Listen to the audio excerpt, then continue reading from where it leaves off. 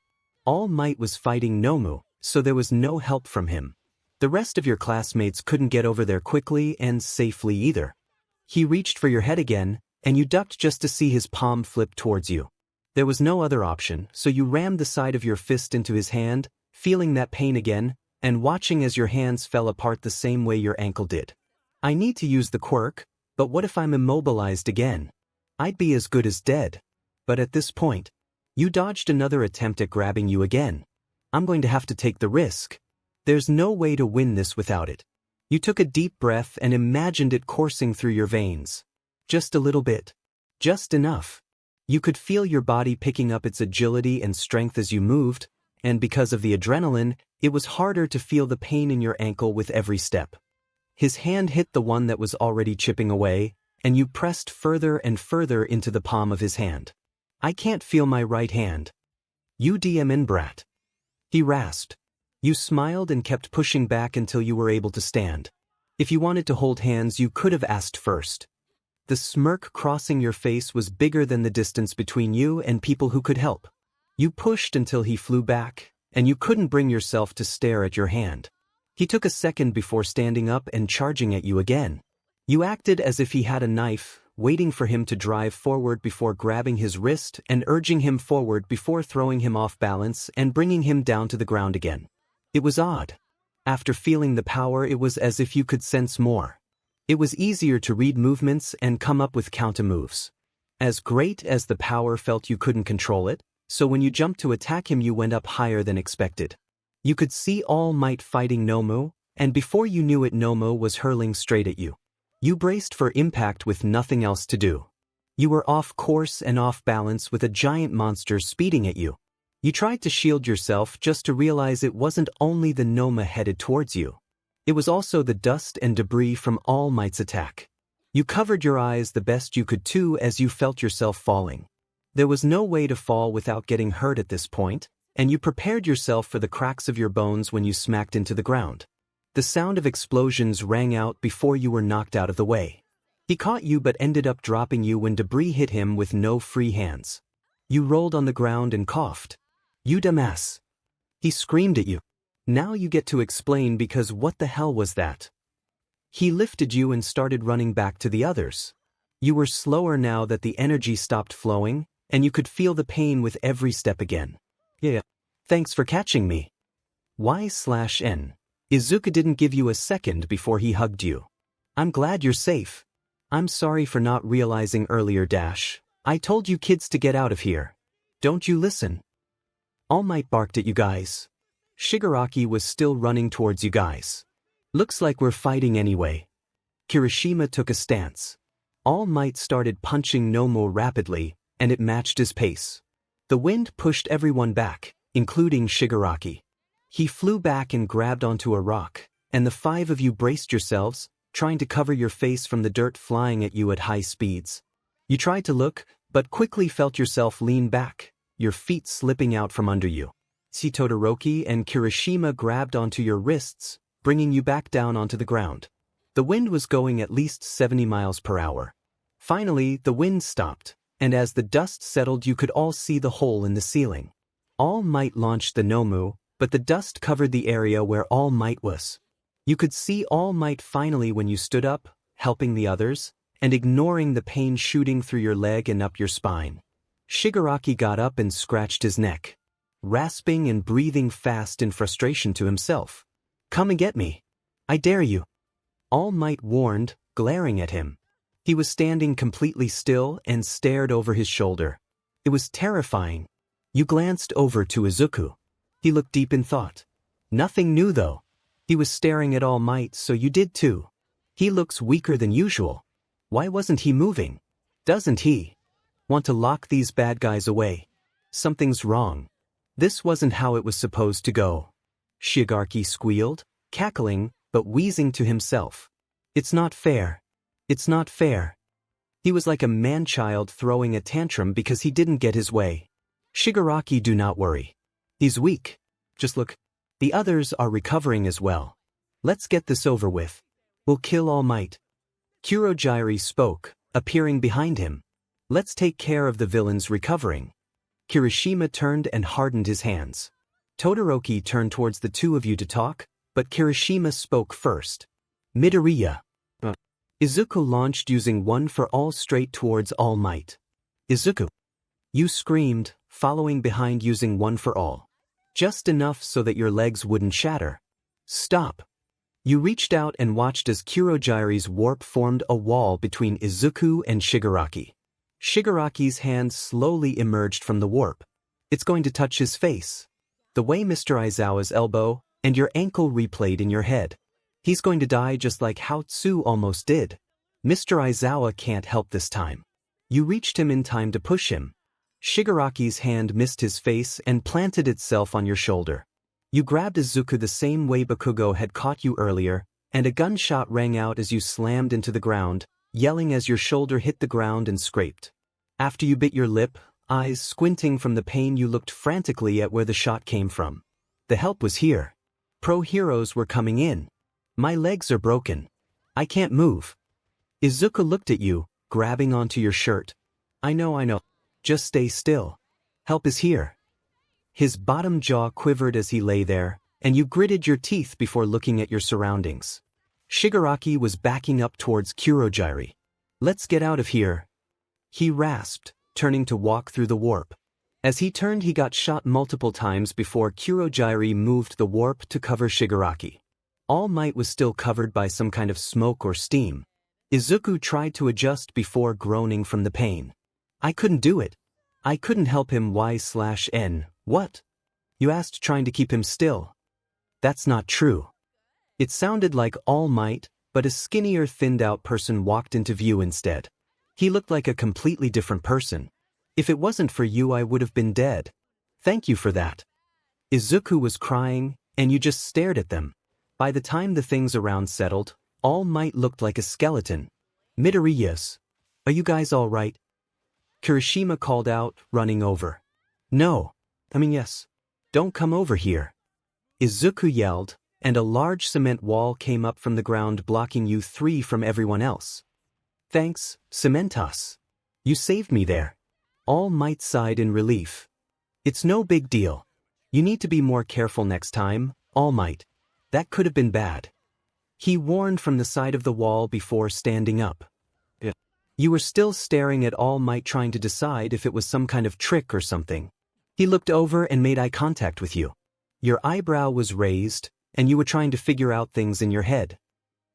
𝐬/N. He backed up with his eyes wide. What? You asked, keeping your eyebrow raised. We didn't tell you. Sorry, Izuku started to stammer out, but you shook your head. It's fine, you can tell me later. We all need Recovery Girl right now. That poor old woman. You sighed. Plus, not that my adrenaline's going down, I don't think I can walk on my ankle. I can't carry you two in this form. I'll get a stretcher over here. Just hang on. You nodded, and a few minutes later stretchers made their way to you guys just like he said. They lifted Izuku first, and then you. All Might took a secret route to avoid everyone's eyes in his weakened form. Your classmates watched as you two were wheeled out. An officer came back in and started to talk to your classmates after you guys were on the way to the hospital. It looks like the only student injuries were scratches. That is besides that boy with the 2 broken legs, and the girl who got hit with the leader's quirk. Recovery Girl's going to have to work miracles with that one. He mumbled. The teachers are all fine except for Aizawa, who's in critical condition. He started counting the amount of kids, making sure everyone was accounted for. How's Midoriya? Ida asked. Yeah, how is he? Uraraka added. The officer scratched his head. Weren't they both Midoriya's? He asked. The boy's going to be fine. He's on his way to Recovery Girl with Dash. For real guys, there's 2 of them. She's always being left out. How's 𝐬/N? Denki asked, trying to hide the disgust on his face. She'll be okay. Recovery Girl will find a way to fix her injuries. The villain that put Mr. Aizawa in his condition destroyed her ankles. Her shoulder also had marks, but her fist was in horrible condition like her ankles. The fact she kept going after her injuries worsened them. The flesh started to deteriorate. The adrenaline didn't make it painful for her, but now that the adrenaline was evening out with the rest of her hormones. I'm not going to lie, she's probably in a lot of pain. The class sighed in relief for Izuku, but they didn't speak about your condition. The bus brought everyone back to school to get their things, and Bakugo waited outside of Recovery Girl's office playing games on his phone. Izuku walked out completely unscathed, but when you walked out your entire body was pretty much covered by bandages, and it hurt to move. Regardless, you stretched your arms and took note of the new ankle braces that secured your steps. I'm beat. The fact you didn't need crutches was a blessing in itself. Thank you for saving me back there, 𝐬/N. Snipe did. I only pushed you out of the way. If you hadn't, his hand would have hit my face. Regardless, you still got hurt more by doing that. It's okay. Seriously, don't worry about it. I'll always do my best to protect you, I promise. Quit with that sappy. You looked at Izuku and smiled before walking behind Bakugo. He was trying to get ahead, but you planted your hands on his shoulders. You're seriously going to walk off without me? Thus. Get off of me. He growled and pushed you back. Izuku slowed his pace and walked behind. Get away from me, damn it. You're so annoying. Oh, come on. You sighed and slowed down to walk by Izuku. What do you want me to do about that for you, princess? He looked behind. Even though you slowed down, Izuku was far enough away that he couldn't hear them. Stop being annoying. Obviously. He kept walking a few paces. Do you not have a quirk? You don't use it, but then you jump like that. It doesn't make sense. I have a quirk. It's just like Izuku's. That's impossible. He's a DMN quirkless loser and you know it. No, he's not. We both have quirks. You were talking to him calmly, and he readjusted the 2 backpacks on his back. Because of the state your shoulder was in, he didn't let you carry your backpack. When we were kids you glanced up at him. That DMN nerd. He makes me so mad. He'll never beat me. Just because he's making progress doesn't mean you need to get all bent out of shape. It's easier to progress when you start with nothing. What is your quirk? It doesn't have a name, but it's a physical enhancement quirk. Mine just doesn't break my body unlike his. You were the girl tearing out the hatch and wires of the robots in the entrance exam. Why not use your quirk for that? I don't know. I don't like using it. That's all. Whatever. Just go inside. He stopped walking, and you looked up at your apartment building. You hadn't even noticed that you guys had been walking for that long. You grabbed your bag from him and held it in your good hand. Yes. I was going to ask if you wanted to get ramen with Izuku and I, but fine. You shrugged and turned around. These heart-to-heart conversations where you aren't yelling at me are weird, by the way. Wait, ramen? He asked, but you already entered and shut the door behind you. Damn it. He grumbled before seeing Izuku walking up. He waited for Bakugo to walk away before going inside. He walked inside the apartment and was surprised to see you on the couch for once. You weren't in your room with the door locked for once. 𝐬𝐻𝐵. You're not in your room. No. We don't have homework since we got attacked and all. Recovery girl told me not to sleep either because I could have a concussion, and if I go in my room I'm going to want to sleep. You do your homework every time you're in your room. No. I like to make myself believe I do though. You laughed at yourself. In reality, I finish it when Mr. Aizawa's collecting it. Izuku sighed. Anyway, I'm kind of hungry. Do you want to go get ramen? Yes. You shrugged. Mom's going to freak out when she finds out we were attacked at school. If we're lucky, she'll let us out again. Plus, it gives us time before she comes home from work. Fair point. He got up and let you walk over before helping put your shoes on before his own. You guys walked down the street to your favorite ramen shop. Izuku got chicken ramen with a lot of toppings. You got 2 orders of extra spicy chicken-flavored ramen. Once you guys were done, Izuku waited outside as you brought 1 order to Bakugo's house. You shoved it into his hands as soon as the door opened. That's for saving me. And waiting to walk home with me. You didn't say anything else and left, walking quickly with Izuku. Bakugo watched as the 2 of you walked off before going back inside. After the attack on the USJ, they decided to cancel school for the rest of the week. They took that time to upgrade security and give some time for people's nerves to settle. You woke up to your phone buzzing constantly and it took a second for your eyes to adjust to the screen's brightness as you read through the messages. Kirishima created a group chat. You yawned and got dressed before heading into the kitchen for a bite to eat. Good morning 𝐬𝐻𝐵. Did you finally decide to wake up and start your day? Izuku fixed his hair and smiled at you. Yeah. I'm still a bit tired though. I stayed up way later than I should have last night. Any plans today? Yeah. I'm gonna meet a few friends at the mall around 3 o'clock. Oh really? I'm meeting some friends there around 2. Do you want to come with me? That way I know you'll get there safe too. Sure. Because you shrugged before politely smiling. Thank you. You grabbed a granola bar before returning to your room to prepare. You stared at yourself in the mirror for a minute before finally brushing your hair and pinning a section up with a small barrette that could barely handle the intensity. After nodding to yourself and admiring your outfit, you grabbed your bag and returned to the living room to leave. Ready? You asked with a grin. I'll probably only stick around until my friends get there though. Sounds good. Let's get going though, or we'll be late again. You both walked to the bus stop just before the bus was leaving for the mall. It turns out you both got there a little early because you were the ones waiting. Who are you hanging out with today? You finally asked, looking around and seeing if you recognized anyone. Just some of our classmates. He grew a small smile. Uraraka, Azui, and Todoroki. Ida said he wasn't able to make it. What a shame. You looked at your phone hoping there was a message so you didn't look dumb just standing there. I told you to call me Tsu. You looked over to Tsu walking towards you both. She grinned as she got closer. "Oh hey 𝐬/and it's nice to see you. I didn't know you were coming. Don't worry, I'm just tagging along until some of my friends get here." You politely smiled at her. So it was Uraraka, and she was sprinting over as if she was being chased. "I'm so sorry I'm late. Hey Ochako." Being there was interesting. It was like they didn't mind you, but at the same time, you weren't invited to participate in conversations even if you wanted to. "Hi Deku." She smiled as she looked at you. "It's nice to see you 𝐬/N.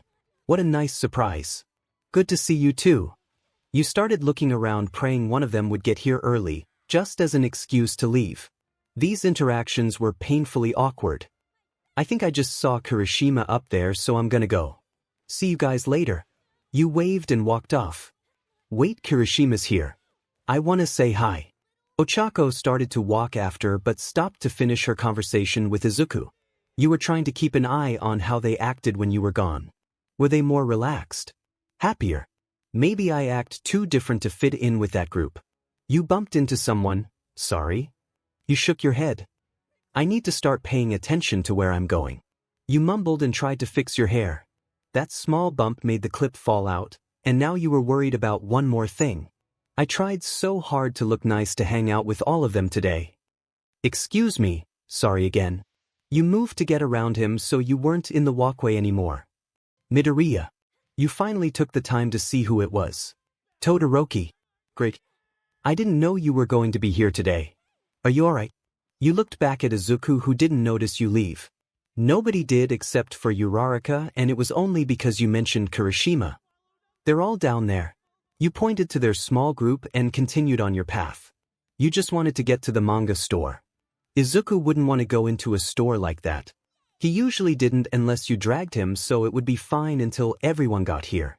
The shop was quiet except for the calming music playing on the speaker, and you looked at the figurines of all your favorite characters and superheroes for a while. There was one of All Might you didn't have yet, but it was expensive. Eventually, you made your way over to the manga section. There were benches set up in this place, and several people were sitting and reading. Looking at the time, you'd be able to read at least 1 or 2 volumes. You eventually settled on a manga and walked and read while trying to find an open spot. Your nose was so buried in the book that you almost didn't notice Bakugo sitting and reading the newest volume of his favorite romance manga. You snickered even though you tried not to after you passed. He was so buried in the book you didn't want to bother him, which was odd enough. He probably hadn't noticed you, which was exactly what you wanted. You sat at the end of the aisle and popped in your earbuds. As you kept reading the manga, you started to enjoy it. The storyline was hilarious, and the first few chapters set the tone for the entire plot. It was exciting, and before you knew it, 3 o'clock had rolled around. Apparently, Bakugo got up at 3 o'clock, and when he tried to make his great escape, he ran right into the group he was trying to avoid. "Hey, I'm surprised you showed up." 𝗧𝗟𝗘 waved and spoke obnoxiously. "I'm leaving." Bakugo rolled his eyes and put his hands in his pockets. "Hey, didn't Midoriya say she would be here?" Kaminari asked and started to look around. "Have you seen her, Bakubrowski?" "Hell no, why would I know that?" He started to raise his voice. "Hey guys. That's Tsu, Uraraka, Todoroki, and Midoriya, right?" She peered over the railings, and a second later they were all looking. "Midoriya!" She yelled and waved. "Oh look, it's Mina and the others. Hey guys." He waved back with a smile. "What's up guys?" He cupped his hands over his mouth so that it would magnify his voice. "Do you know where 𝐬/N is? We're waiting for her." Kaminari yelled down at him. "𝐬/N? Oh yeah, she's right dash." He turned around before looking at the group he was with. Most of them shrugged. "Well, she was right here. Did she leave?" "She left when I got here." "You didn't notice?" Todoroki asked. "You are her brother, no? I thought she would have told you. Look in a bookstore or something if she says she's still here." Izuku yelled up. "I'll try to call her. Catch up with you guys later." They left to continue shopping, and Todoroki lagged behind. Bakugo turned to leave but was yanked back by 𝗧𝗟𝗧𝗟's tape. "Nope. We're here for a good old-fashioned hangout." She seemed excited over the text. "We should find her." Kirishima held his phone up to his ear for half a minute before shrugging. She's not answering. They did say she was here earlier. Maybe she left because she had something to do. I don't want to bother her if she's busy. Bakugo sighed. She's just reading manga. Just go in there and get her. Lead the way because it sounds like you know exactly where she is. 𝗧𝗧𝗟𝗘 gave him a smug grin. You felt your earbud get yanked from your ear. Hey dumbass, try answering your phone next time. You were so captivated by the book that you hadn't noticed it rang. Not to mention you put it on Do Not Disturb out of habit. 𝐬/N. Mina jumped and wrapped her arms around you. Hi Mina. You smiled and squeezed her arm before putting the book back. Sorry guys. I didn't mean to hold you all up. It's all good. Kaminari laughed and pushed a few books further on the shelf before leaving the store. You all walked around for a bit before Mina gasped. 𝐬/N. Look at that outfit. She pointed at a basic black dress in the window display. That would look so good on you. Let's go in here. She grabbed your arm and practically dragged you into the store. Kirishima, can you hold this? She asked as she laid the dress in his arms. 𝐬/N. 𝐬/𝗧𝗧𝗟𝗘.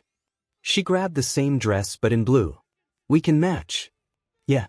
You tried to match her enthusiasm, but in reality, you were waiting for Bakugo to make eye contact so you could signal for help. You didn't like dresses, and clothes shopping wasn't your favorite. Especially when you were with friends, so it would end up turning into a fashion show. Bakugo glanced at you before rolling his eyes. No help. As always. Come on. You're going to look fantastic, I can't wait. She grabbed the clothes from Kirishima and thanked him before ushering you into a fitting room. Mina, I don't really dash, she smiled and held out the dress. You sighed and put it on, trying to look at yourself in the mirror, but it just wasn't you. She put on the blue one before really taking it in. Fantastic. She threw her hands up into the air. We have to go show the boys, come on. They'll love it. You rolled your eyes and mumbled. Yeah, Kaminari. You stuck your hands out and blocked her from pushing you. No thanks. I don't like dresses and I don't want to show people. You're lucky you even got me into this thing. I'll unzip it after we show them. Come on. You look appealing. Absolutely not. You shook your head. Unzip me. She stopped pushing after you threatened to rip the dress and change back into the outfit you picked out. You thought it was a cute outfit. Compared to your normal ones anyway. No. You can't tear it. The fitting room wasn't that far from the boys, so you could hear them talking, and they for sure could hear you guys arguing. This is so humiliating. This is kinda awkward. I don't think 𝐬/N wanted to go in there. Kirishima awkwardly laughed. Think Mina will be able to get her out here in a dress.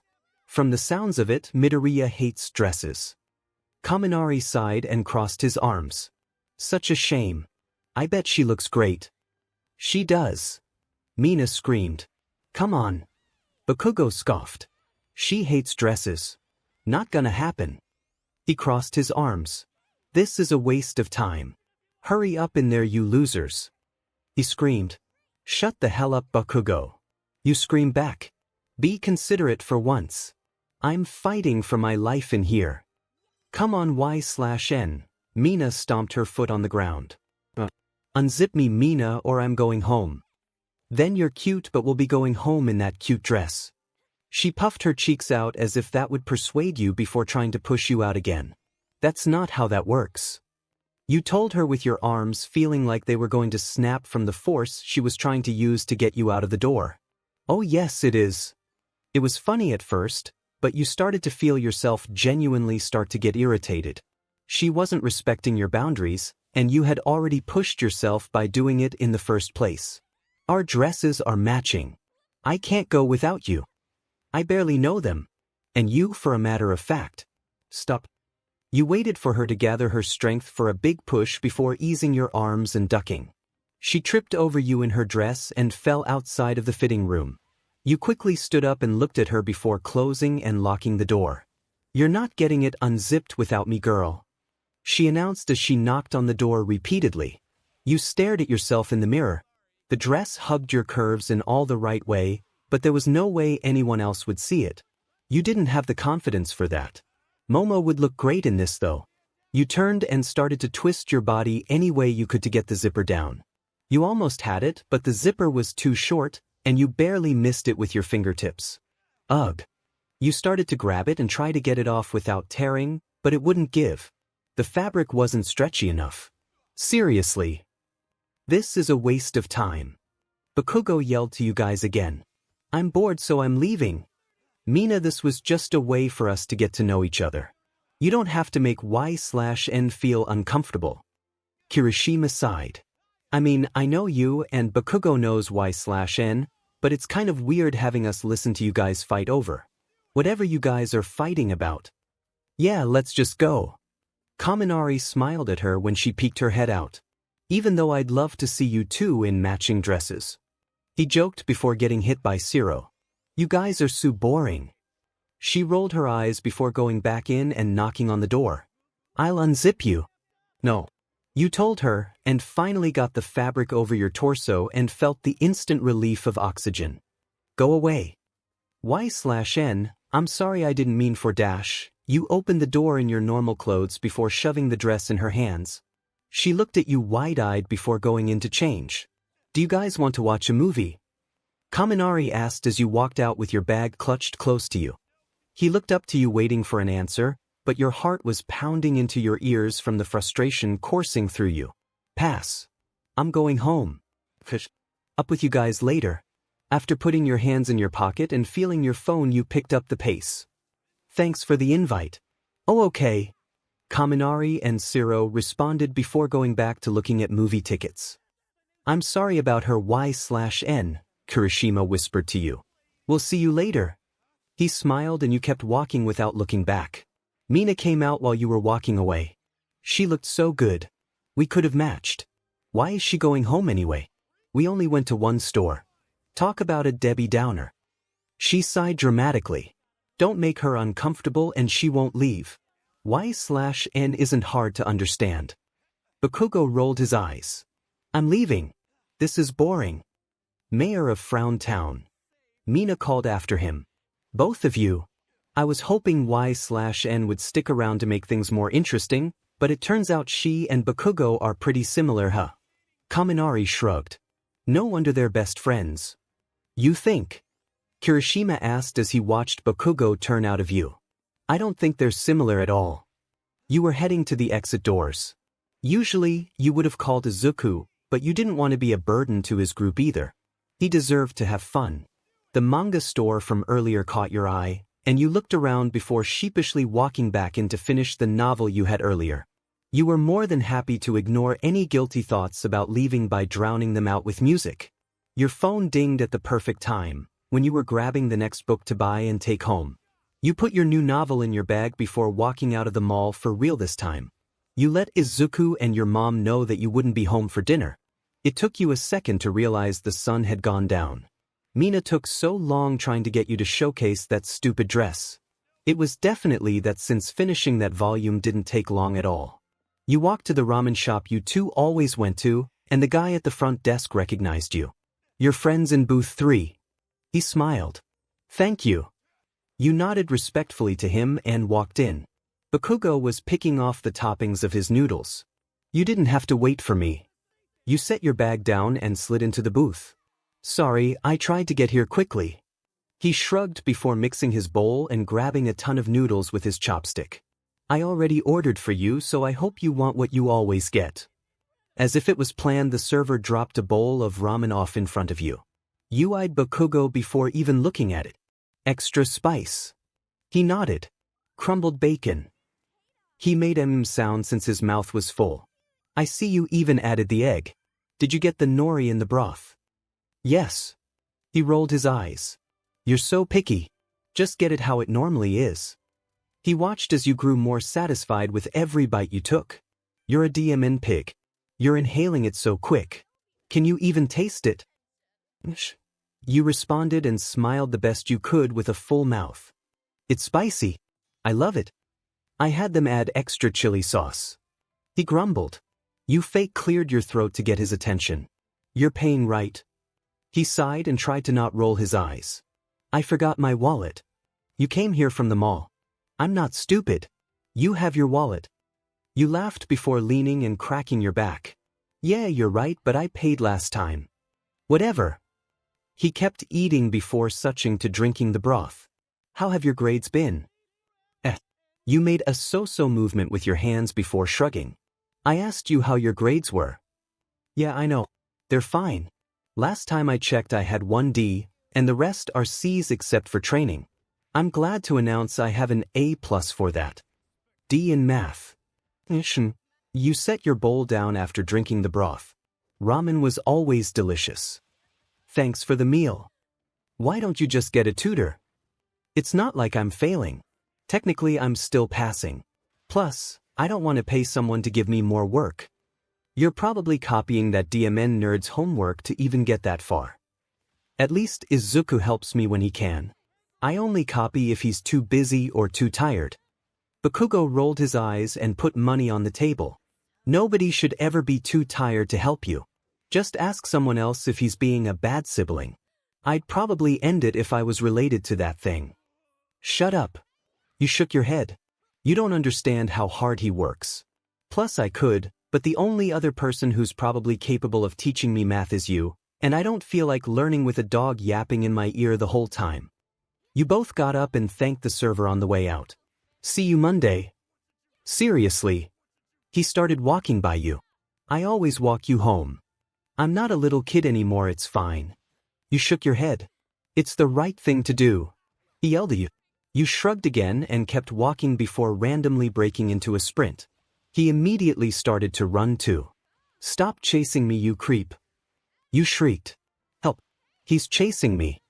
It was hilarious how fast he stopped running, and you slowed down and crumpled over trying to hold in your laughter. What the hell? He screamed, and your containment broke. You almost fell over laughing so hard tears were running down your face. Sorry, it was just too perfect. You were struggling to catch your breath. Once you finally did, you took a large breath before putting a hand on his shoulder. Okay, I'm sorry. You're such a thing, but Y/N, there you are. You were still taking deep breaths. Hi Bakugo, welcome back. He was yelling and screaming insults the entire way home, and eventually, you were walking silently as he yelled. You embraced the weird looks you two were receiving before getting to the outside of your apartment building. You stood out there to see how long it would take for him to notice you had reached your destination. It took easily 5 minutes before he looked around. Would you just go inside? Why are you standing out here like a DMN fool? I'm tired. You're wasting my time. You grinned. Thanks for the dinner, and I'm sorry for the prank, but it was funny. You went into the building and took the elevator up to your floor. Once you did your routine wave from your floor, he finally turned to leave. Thanks for walking me home, idiot. You yelled at him and waved. He flipped you off, and you entered your apartment. Welcome home, sweetie. Where did you eat tonight? I got ramen with Bakugo. She flashed a smile. I like that boy. Raised so well. I wish I could tell him hi. He never comes over anymore. Well, he barely ever came over. He just left. I could call and see how far he is. He just left. He walked you home. That's so sweet. I like him even more now. She walked over and started playing with your hair before bringing you into a suffocating hug. Making sure my baby girl gets home safe. I'm so glad. Was all you could get out since she had your head locked in her grasp. The door to the apartment opened. I'm back. Izuku called out and took off his shoes. Welcome back home. Your mom gave him the same smile she gave you. You were out late too, kiddo. Where did you go? You asked him. Curiosity got to you. I just went to get some dinner with my friends. How was hanging out with yours? It was fine. Mina wanted to shop, and yeah. I don't know. The ramen was delicious though. Plus I got into another series. The plot's really good. I think you'd like it, Izuku. Oh really? I'll have to look into it. I'm glad you had fun though. You nodded. I'm going to my room though. I love you guys. You walked into your room and locked the door out of habit. You wanted to be left alone for the night. You grinned at your phone and plugged it in before plopping onto your bed. Hopefully, Mr. Aizawa was healing well. There's no way he'd be well enough to teach class, so you wondered who'd be taking over until he was better. You were just hoping things wouldn't be awkward the next day with your classmates.